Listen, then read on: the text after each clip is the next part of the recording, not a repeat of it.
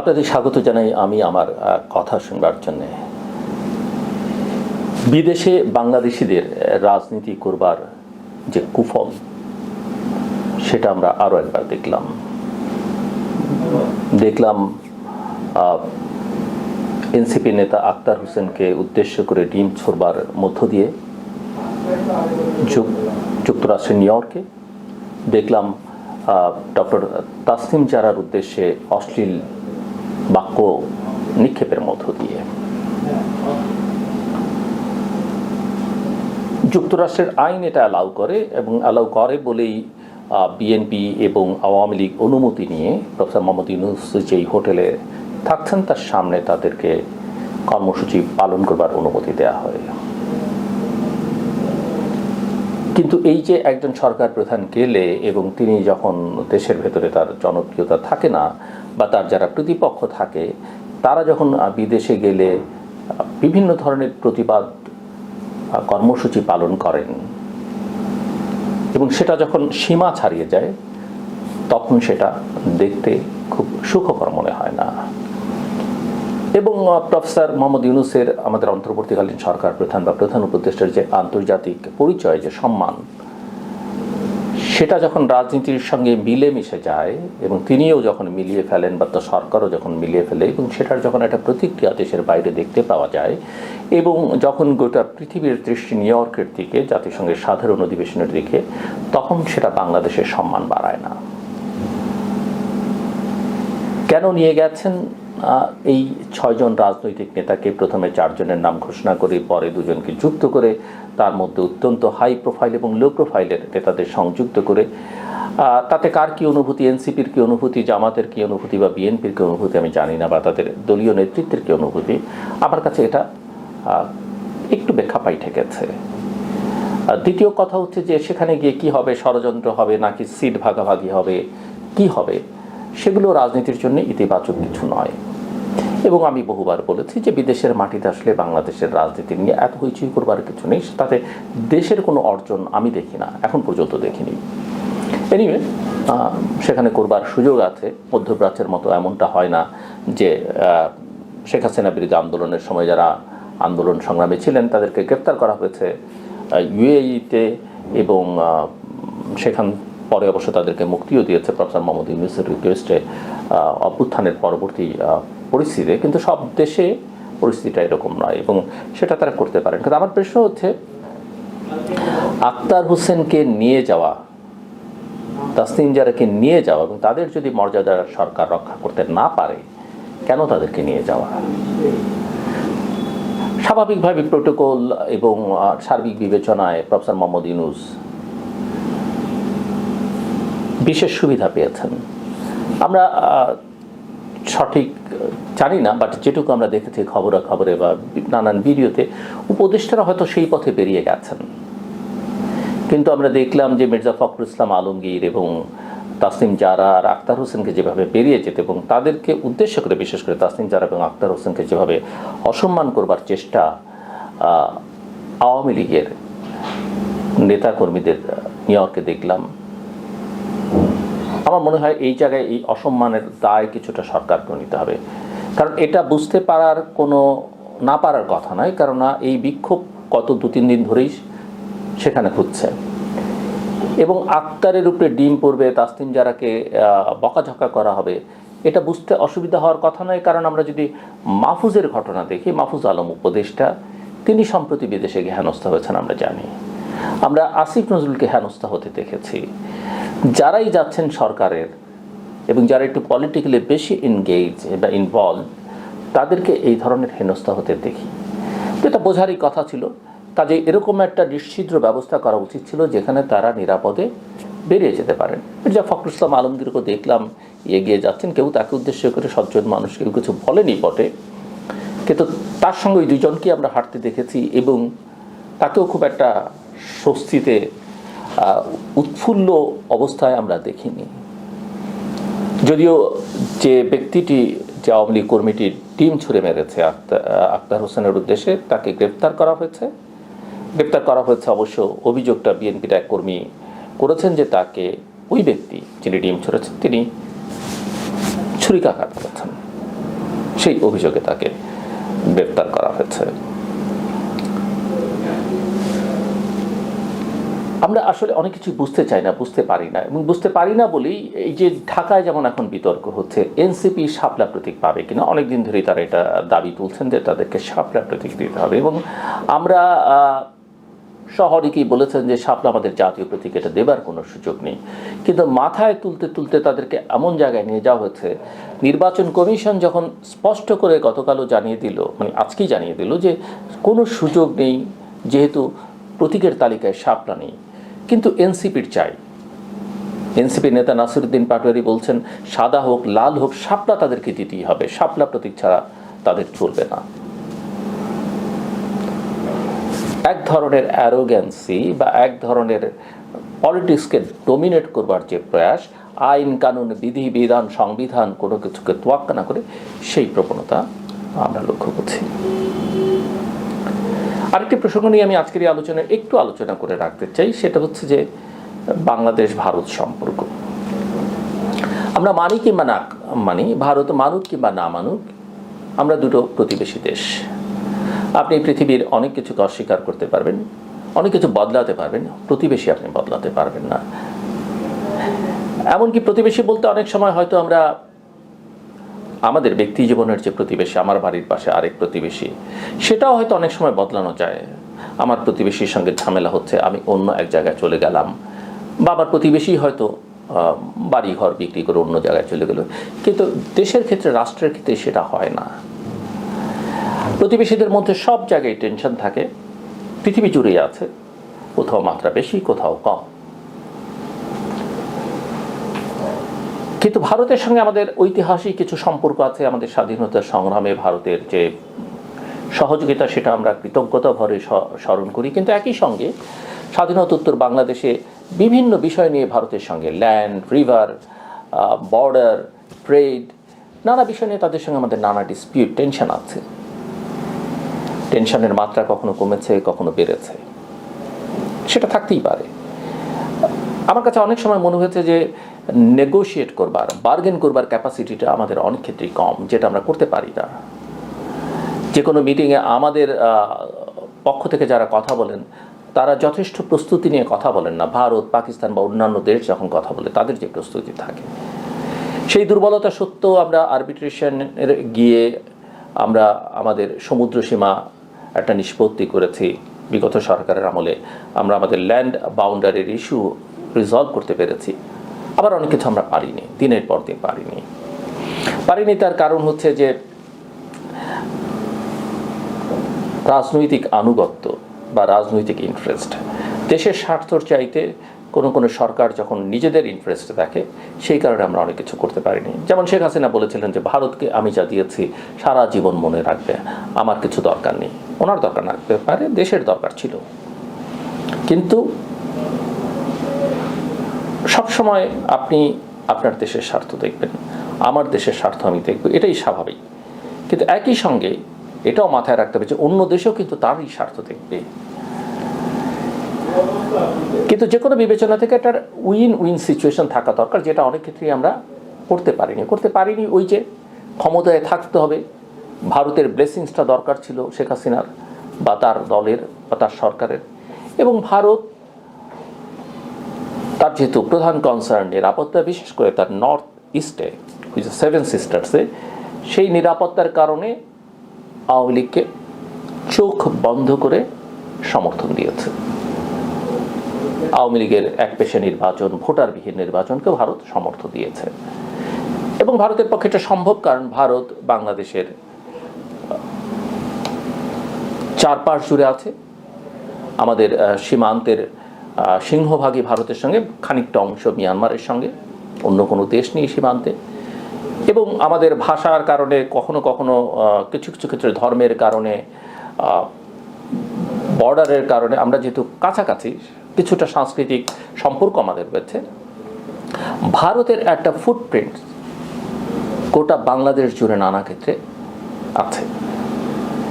এবং বিগত সরকারের আমলে এই 15 বছরে সেটা অনেক শক্তিশালী হয়েছে। আর ঐতিহাসিকভাবে তো কিছু আছেই। ওই যে বলছিলাম আমি যে ভারত আমাদের মুক্তিযুদ্ধের সহযোগিতা করেছে, এটা মানবিক দিকটা আমি অস্বীকার করতে চাই না, আমরা কারোই করা উচিত হবে না, কিন্তু একই সঙ্গে এটাও ঠিক যে ভারতের একটা স্ট্র্যাটেজিক কারণও ছিল। ভারত পাকিস্তানটাকে ভাঙতে চেয়েছে, কারণ পাকিস্তান দুর্বল হলে ভারতের তার যেহেতু ভারত পাকিস্তান বাংলাদেশ আমরা একই সঙ্গে ছিলাম, 47-এ বিভক্ত হয়েছে ভারত এবং পাকিস্তান, তার মধ্যে পশ্চিম এবং পূর্ব পাকিস্তান প্রায় 25 বছর একসঙ্গে থেকে 71 আমরা স্বাধীনতা যুদ্ধের মধ্য দিয়ে আলাদা হয়েছে। তো ভারত সেটাও চেয়েছে, যদিও ভারতের কোনো কোনো রাজনীতিক একসময় বাংলাদেশের এই স্বাধীনতা যুদ্ধে সমর্থন দেওয়াটাকে, একজন রাজনীতিক এবং সম্ভবত ব্যুরোক্রেটসও তিনি ছিলেন, তিনি ইন্দিরা গান্ধীকে কিন্তু বলেছিলেন যে একটা পাকিস্তান তোমার বাবা করে দিয়ে গেছেন, তুমি কিন্তু আরেকটা পাকিস্তান করছো, অর্থাৎ বাংলাদেশের স্বাধীনতাকে তিনি ওই একটু নেতিবাচক হিসেবে দেখাবার চেষ্টা করেছিলেন। তো সেটা তৈরি হয়েছে, আমাদের সম্পর্কের টানাপোড়েন আছে, আমরা স্বাধীন হয়েছে, স্বাধীনতা পাবার কারণে আমাদের অনেক অর্জন হচ্ছে, কথা ঠিক, আবার অনেক সংকট আমাদের আছে, অনেক সীমাবদ্ধতা আছে। তো যে কথা বলছিলাম যে সেই কারণেই শেখ হাসিনার সরকার ক্ষমতায় থাকবার জন্য যেমন ভারতের ব্লেসিংস, সমর্থন, অন্ধ সমর্থন সবটাই পেয়েছে, ভারতও তার নিরাপত্তার স্বার্থে শেখ হাসিনাকে পুরো সমর্থন দিয়েছে। এখন প্রশ্ন হচ্ছে কেন শেখ হাসিনাকে বা আওয়ামী লীগকে ভারত এটা করল? আমাদের একটু স্মরণ থাকা দরকার যে শেখ হাসিনা একাধিক বক্তৃতায় বলেছেন, পাবলিক মিটিংয়ে বলেছেন যখন তিনি প্রধানমন্ত্রী ছিলেন, যে 2001 সালে ভারতীয় র এবং মার্কিন সিআইএ, যুক্তরাষ্ট্রের গোয়েন্দা সংস্থা সিআইএ এবং ভারতীয় গোয়েন্দা সংস্থা র বিএনপিকে 2001 সালে ক্ষমতায় বসিয়েছে। সে সময় খানিকটা সমর্থন যে বিএনপির প্রতি ভারতের ছিল না সেটা নয়, কিন্তু সেই সমর্থন সব কিছুর পরেই বিএনপি ক্ষমতায় এসে বিএনপির সময় কিছু ঘটনা ভারতকে উদ্বিগ্ন করেছে, বিএনপির প্রতি ভারতকে বীতশ্রদ্ধ করেছে। যখন দেখা গেছে যে ভারতীয়দের চোখে, ভারতীয় অ্যাডমিনিস্ট্রেশনের চোখে যারা বিচ্ছিন্নতাবাদী, তাদের সমর্থন যোগাচ্ছে বিএনপি, আশ্রয় প্রশ্রয় দিচ্ছে, ভারতের যে বিচ্ছিন্নতাবাদী আন্দোলন বাংলাদেশকে ব্যবহার করে, ভারতের এটা অভিযোগ, ওই যে 10 ট্রাক অস্ত্র মামলা বা ওই যে 10 ট্রাক অস্ত্র চালানের প্রসঙ্গ, ভারতের বদ্ধমূল ধারণা, এবং এটা হয়তো সত্য হলেও হতে পারে যে ভারতের বিচ্ছিন্নতাবাদীদের জন্য এই অস্ত্র বাংলাদেশ হয়ে যাচ্ছিল ভারতের নর্থ ইস্টে বা ভারতের বিচ্ছিন্নতাবাদী আন্দোলনকারীদের সহায়তার জন্য। এবং ভারতের কাছে মনে হচ্ছে যে বাংলাদেশ অনেক বেশি পাকিস্তানের, কারণ ভারত আর পাকিস্তান এই দুটো দেশ আর যাই সহ্য করতে পারুক, এক দেশ অন্য দেশকে সহ্য করতে পারে না। তাদের কাছে মনে হয়েছে যে পাকিস্তানের অনেক ঘনিষ্ঠ হয়ে যাচ্ছে বিএনপি, এবং সে কারণেই তারা আসলে, আমার কাছে যেটা মনে হয় যে অনেক বেশি আওয়ামী লীগের ব্যাপারে, ঐতিহাসিক তো আওয়ামী লীগের প্রতি একটা দুর্বলতা ভারতের, দলমত নির্বিশেষে যে দলই সেখানে ক্ষমতায় থাকুক না কেন, এবং সেখানকার প্রশাসন, গোয়েন্দা সংস্থা, তাদের এক ধরনের সমর্থন আছে। কিন্তু তারপরে এই কথা মানতেই হবে যে 2001 সালে ভারতীয়দের একটা প্রচ্ছন্ন সমর্থন বিএনপির প্রতি ছিল, যুক্তরাষ্ট্রেরও ছিল, যেটা আমার কথা নয়, শেখ হাসিনার কথা এবং অভিযোগ, তিনি পাবলিকলি একাধিকবার বলেছেন। এই অভিযোগও আছে বিএনপির বিরুদ্ধে যে ভারতের জন্য যে উন্মুক্ত বাজার, অভিযোগ বলেন বা বাস্তবতা বলেন বা প্রয়োজন বলেন, ভারতের জন্য যে উন্মুক্ত বাজার বাংলাদেশে, সেটা আসলে বিএনপির শাসনামলেই খুলে দেওয়া হয় বা সেই ব্যবস্থাটা করা হয়। যাই হোক, সেটা হয়তো ইতিবাচক সিদ্ধান্ত বা নেতিবাচক, যে যেভাবে বিশ্লেষণ করছেন, আমার আলোচনার বিষয়বস্তু সেটা নয়। কিন্তু ভারত এই কাজটি করেছে, এবং যার সমালোচনা আমরা বহুবার করেছি, বহু মানুষ করেছেন যে ভারত এই কাজটি ঠিক করছে না। ভারত একটা দেশের সঙ্গে আরেকটা দেশের সম্পর্কের চাইতে তার দেশের সঙ্গে একটা বিশেষ সরকারের, একটা বিশেষ দলের একজন বিশেষ ব্যক্তির সম্পর্ককে গুরুত্ব দিচ্ছে। এখানে পিপল টু পিপল সম্পর্কটাকে ভারত বিবেচনায় নিচ্ছে না। শুধু ভারতকে নয়, আমরা যুক্তরাষ্ট্রকে বিভিন্ন সময় অভিযুক্ত করেছি যে যুক্তরাষ্ট্র বাংলাদেশকে দেখছে ভারতের চোখে, তার ইন্দো প্যাসিফিক স্ট্র্যাটেজি, এই অঞ্চলে তার প্রভাব প্রতিপত্তি বজায় রাখবার জন্য, চীনকে কাউন্টার করবার জন্য যুক্তরাষ্ট্রের সেটা দরকার ছিল। কিন্তু বাংলাদেশের স্বার্থের বিবেচনায় আমরা যুক্তরাষ্ট্রেরও সে কারণে বহুবার নানাভাবে সমালোচনা করেছি। তাদের সঙ্গে যখন কথা বলবার ছিল আমরা অনেকেই সেটা বলেছি। প্রসঙ্গ সেটা নয়, 24-এর এই অভ্যুত্থানের পরে শেখ হাসিনা পালিয়ে গেছেন এবং শেখ হাসিনাকে ভারত আশ্রয় দিয়েছে, সেটা নিয়েও বাংলাদেশের জনগণের মধ্যে খুব অসন্তোষ আছে। কিন্তু একজন নেতাকে আরেকটা দেশ আশ্রয় দিতেই পারে, সেটা তো কোনো সমস্যা নেই। তারা তাকে অতিথি হিসেবে বরণ করেছেন, সেটাও আমরা দেখেছি। এই বাংলাদেশের অভ্যুত্থানের পরে ভারতের সকল রাজনৈতিক দল মিলে সরকারের আমন্ত্রণে গিয়ে বৈঠক করেছেন, সেটাও আমরা দেখেছি। ভারত তার জাতীয় স্বার্থে এটা করতে পারে। প্রশ্ন হচ্ছে যে এই পরিবর্তনটাকে যে ভারত অ্যাকসেপ্ট করতে পারল না বাংলাদেশের, এটাতেই সমস্যা। কারণ ভারতীয়দেরও আমরা বিভিন্ন সময় বলবার চেষ্টা করেছি, লিখে বলবার চেষ্টা করেছি যে বাংলাদেশের বাস্তবতাটা তাদের বুঝতে হবে যে শেখ হাসিনার এবং তার সরকারের আসলে পায়ের তলায় মাটি নেই। সেটা একটা জনবিচ্ছিন্ন সরকারে পরিণত হচ্ছে। তার দুঃশাসন, তার দুর্নীতি, মানুষকে অত্যাচার করবার যে প্রবণতা, সেটা এনফোর্সড ডিসঅ্যাপিয়ারেন্স, গুম, বিচার বহির্ভূত হত্যাকাণ্ডের মাধ্যমে, নানা কালো আইনের মাধ্যমে, digital security act, ICT act, তার 57 ধারা, সাইবার সিকিউরিটি অ্যাক্ট, এসব এর মধ্য দিয়ে মানুষকে আসলে ফেসবুক একটা কথা, সাধারণ কথাও মানুষ লিখতে পারেনি। আমি স্বীকার করি যে কেউ হয়তো আওয়ামী লীগের তখনও বুঝতেন, কিন্তু তারা বলতেন না। যেমন আজকেও বিএনপির অনেক নেতা বা কর্মী বুঝতে পারেন যে তার দল সঠিক পথে নেই, কিন্তু বলতে পারেন না। এটা আওয়ামী লীগ এবং বিএনপির একটা বড় সমস্যা, যে এই দলগুলোতে আসলে, এই দল বলি কেন, অন্যান্য দলে ওই একই প্রবণতা, যে দলের নেতৃত্বের বিরুদ্ধে কথা বলা যায় না। নেতৃত্ব যে সিদ্ধান্ত দেয়, আপনি তার সঙ্গে ভিন্ন মত থাকতে পারে বা আপনি ভিন্ন চিন্তা করতে পারেন, সেটা আপনি প্রকাশ করবেন, ওই লাইনেই, পার্টি লাইনেই কথা বলতে পারেন। ওই কমিউনিস্টদের মতো একটা প্রবণতা। সো এই সব কারণে ভারত এবং মিসইনফরমেশন, ডিসইনফরমেশন, এই অভ্যুত্থানের পরে ভারতীয় মিডিয়াগুলো, মূলধারা মিডিয়া, অবশ্য মূলধারা মিডিয়া ভারতীয় মিডিয়া না বলে বরং বিশেষ করে বললে ভালো, পশ্চিমবঙ্গের কিছু কিছু মিডিয়া বা প্রায় সকল মিডিয়া যেভাবে ছড়িয়েছে, সেটাও বাংলাদেশিদের অনেক আহত করেছে। বাংলাদেশ থেকে কি এরকম কিছু হয়নি? হয়েছে। বাংলাদেশও আসলে বিষয়টাকে সমাধান করবার বা ভারতকে বোঝাবার চেষ্টাটা বাংলাদেশের দিক থেকে করেনি। প্রফেসর মোহাম্মদ ইউনূস যখন সরকারের দায়িত্ব নিতে প্যারিস থেকে ঢাকা আসেন, আসবার পথেই তিনি ভারতকে একটা হুমকি দিয়ে দিয়েছেন যে ভারত যদি আমাদের ডিস্টেবিলাইজ করে, আমরাও ভারতকে ডিস্টেবিলাইজ করতে পারি। ভারতের নর্থ ইস্ট বা 7 সিস্টার্স, আমরা সেই অংশটাকে ডিস্টেবিলাইজ করতে পারি, তারা আমাদের খুব ক্লোজ। হ্যাঁ, এটা অনেক সাহসী বক্তব্য, ভারত যা করেছে তার প্রতিবাদ হিসেবে অত্যন্ত যথার্থ, আপনি তাতে খুশি। কিন্তু আপনি যদি ডিপ্লোম্যাটিক নর্মসের কথা দেখেন, বিবেচনা করেন, তাহলে যিনি সরকার প্রধান হতে যাচ্ছেন তার এটা বলা সমীচীন হয়েছে কিনা, এবং সরকার প্রধান যখন এরকম কথা বলে ফেলেন তারপরে আসলে কিছু থাকে না। তো সো আমি মনে করি যে হ্যাঁ, আপনি যদি মনেই করেন যে ওই দেশটির সঙ্গে আপনি যুদ্ধ করবেন, ওই দেশটিকে আপনি তোয়াক্কাই করবেন না, পাত্তাই দিবেন না, কোনো সম্পর্কই রাখবেন না, তখন আপনি বলতে পারেন। কিন্তু যাকে ছাড়া আপনার চলবে না বা আমাদের ছাড়া ভারতের চলবে না, ভারতও সেটা উপলব্ধি করতে পারে এবং সম্ভবও নয়। কারণ বাংলাদেশও তো সাইজে ছোট, জনসংখ্যার বিচারে, লোকেশনের বিচারে বাংলাদেশ ভারতের জন্য খুব গুরুত্বপূর্ণ। এটা চলবে না। কাজে দুপক্ষকেই একটা বোঝাপড়া সমঝোতার মধ্যে আসা দরকার ছিল। সেটা না করে পাকিস্তানকে জড়িয়ে ধরতে হবে। হ্যাঁ, ঠিক আছে, আমি আগেও বলেছি যে রাজনীতিতে বা কূটনীতিতে স্থায়ী শত্রুমিত্র বলে কিছু নেই।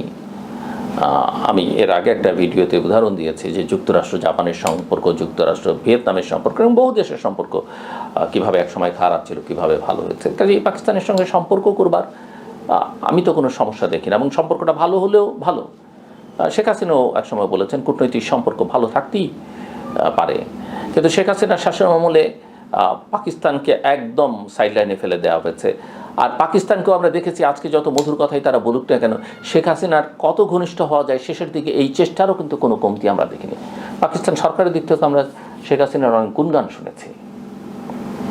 সেই পাকিস্তানকে এখন জড়িয়ে ধরতে হবে, করতে হবে। কিন্তু এটা লক্ষ্য যদি হয় ভারতকে ইরিটেট করা, সেটা কিন্তু বাংলাদেশের জন্য কল্যাণকর নয়। হ্যাঁ, মুসলিম হিসেবে অনেকে মনে করতে পারেন যে একটা ইসলামিক দেশের সঙ্গে আমাদের সম্পর্ক প্রতিষ্ঠা, কোনো সমস্যা নেই। আমরা একসঙ্গে এক সময় ছিলাম, হ্যাঁ, লড়াই করেছি, যুদ্ধ করেছি, তাদের বিরুদ্ধে ক্ষোভ আছে, তাদের কাছে আমাদের অনেক পাওনা আছে, সেগুলো আমরা চাইতে পারি, কিন্তু সম্পর্ক করতে কোনো সমস্যা নেই। কিন্তু এটাও মাথায় রাখতে হবে যে ভারতের সঙ্গে আপনার সম্পর্ক দেনা পাওনা, ভারত আপনাকে কী দিতে পারে, আপনি ভারতকে কী দিতে পারেন। আর পাকিস্তানের সঙ্গে এই সম্পর্কটা, হিসেব নিকেশটা একেবারেই আলাদা। পাকিস্তান আমাদের থেকে বহু দূরে, বহু দূরে। পাকিস্তানের সঙ্গে দেনা পাওনা তুলনায় ভারতের সঙ্গে এই সম্পর্কের জায়গাটা অনেক অনেক বড়। এই এতগুলো কথা আমি এই কারণে বললাম যে বোঝাপড়ার আমাদের দিক থেকে যেমন ঘাটতি আছে, ভারতীয়দের দিক থেকেও বড় ঘাটতি আছে। সেটা বলবার জন্য ঘাটতির একটা সর্বশেষ উদাহরণ, সর্বশেষ ভারতে একটা গবেষণা প্রতিষ্ঠানের থিঙ্ক ট্যাঙ্কের একটা আলোচনা সভা ছিল। সেখানে আলোচকরা অনেক রকমের কথা বলেছেন, যারা অডিয়েন্সে ছিলেন তারাও অনেক রকমের কথা বলেছেন। দুজন ব্যক্তির কথা খুবই প্রণিধানযোগ্য। একজন হচ্ছেন হর্ষবর্ধন শ্রিংলা, তিনি বাংলাদেশের এক সময় হাই কমিশনার ছিলেন, এখান থেকে তিনি যুক্তরাষ্ট্রে ভারতের রাষ্ট্রদূত হয়ে অ্যাম্বাসেডর হয়ে গেছেন এবং তিনি পরে ভারতের ফরেন সেক্রেটারি হয়েছেন। তিনি একটা খুবই আপত্তিকর কথা, শুধুমাত্র বাংলাদেশের জন্য না, ভারতের সীমানা আছে এমন সকল দেশের জন্য, এবং শুধু ভারতের জন্য না, পারস্পরিক বিভিন্ন দেশের পরস্পরের মধ্যে যে সীমানা আছে সবগুলো দেশের জন্য একটা আপত্তিকর কথা। তিনি বলেছেন যে যেসব দেশের সঙ্গে আমাদের সীমানা আছে তাদের ইন্টারনাল অ্যাফেয়ার্স বলে কিছু নেই, মানে আমার কোনো অভ্যন্তরীণ বিষয় বলে কিছু নেই, যেহেতু ভারতের আমার সঙ্গে আমার সীমানা আছে, তার মানে আমার স্বাধীনতার সার্বভৌমত্বকে নিয়ে তিনি প্রশ্ন তুলছেন। খুবই আপত্তিকর। আমি যদি দেখতাম বাংলাদেশ, যদিও তিনি এখন সরকারে নেই, বাংলাদেশ যদি এই বিষয়ে একটা জোরালো বক্তব্য দিত, কিন্তু আমরা তেমন কোনো জোরালো বক্তব্য বাংলাদেশ সরকারের কারোর কাছ থেকে শুনিনি। খুবই আপত্তিকর বক্তব্য। তাহলে তো আমরাও বলতে পারি যে ভারতের ইন্টারনাল অ্যাফেয়ার্স বলে কিছু নেই, আমি যখন খুশি যা করতে পারি। হ্যাঁ, আমি আমার সামর্থ্য অনুযায়ী, ভারতের সামর্থ্য বেশি, সামর্থ্য আর রাজনীতিতে, কূটনীতিতে বা যুদ্ধে এটা বলা যায় না কার সামর্থ্য আসলে বেশি আর কম, ফলাফল যখন পাওয়া যায় তখন এটা বলা যায়। কিন্তু তার বিপরীতে আরেকজন ভারতীয়, যাকে আমরা বাংলাদেশিরা কম বেশি চিনি, বাংলাদেশ যার গবেষণার বিষয়, একটি বিশ্ববিদ্যালয়ে শিক্ষকতা করেন, বিভিন্ন থিঙ্ক ট্যাঙ্কের সঙ্গে আগে কাজ করেছেন, ডক্টর শ্রীরাধা দত্ত। তিনি একটি গুরুত্বপূর্ণ কথা বলেছেন এবং আমি মনে করি অত্যন্ত ইতিবাচক কথা বলেছেন। কাজে শুভবুদ্ধি সম্পন্ন মানুষ কিন্তু সব জায়গায় কম বেশি আছে। শ্রীরাধা বলছেন যে বাংলাদেশের নির্বাচন কেমন হবে বাংলাদেশের মানুষই সেটা ঠিক করবে। ভারত এখন ইনক্লুসিভ নির্বাচনের কথা বলছে, সব দলকে নিয়ে নির্বাচনের কথা বলছে। বাংলাদেশের মানুষ সেটা পছন্দ নাও করতে পারে, এই কারণে যে ভারত এর আগে যে বাংলাদেশে 3টে নির্বাচন হলো 2014, 18 কিংবা 24, তখন কিন্তু যখন বিরোধী দলগুলো নির্বাচনে যাচ্ছে না এবং সরকার এক পেশে নির্বাচন করছে, তার মূল কথা এটাই। ভারত তো তখন বলেনি যে ইনক্লুসিভ ইলেকশন করতে হবে, সব দলকে নিয়ে ইলেকশন করতে হবে। তো সেদিন ভারত বলেনি, আজকে ভারত বললে বাংলাদেশের সেটা শুনতে হবে কেন, বা বাংলাদেশিদের সেটা শুনতে হবে কেন? আমি শ্রীরাধার এই বক্তব্যের জন্য তাকে ধন্যবাদ জানাই, সাধুবাদ জানাই। এবং তিনি বলেছেন বলেই নয়, বা তিনি হয়তো ভারতকে বোঝাবার চেষ্টা করেছেন বাংলাদেশের মানুষের মনোবৃত্তি, কিন্তু ভারত কি চাইলো না চাইলো সেটা বড় কথা নয়। আমি মনে করি বাংলাদেশে একটা নির্বাচন খুব দ্রুত হওয়া দরকার, তবে সেই নির্বাচনটা অবশ্যই অবাধ, সুষ্ঠু, গ্রহণযোগ্য, অংশগ্রহণমূলক, অন্তর্ভুক্তিমূলক, জাতীয় এবং আন্তর্জাতিকভাবে গ্রহণযোগ্য, আন্তর্জাতিক মানসম্পন্ন নির্বাচন হওয়া দরকার। আমার কথা শুনবার জন্য আপনাদের অসংখ্য ধন্যবাদ। আপনাদের সবার জন্য শুভকামনা।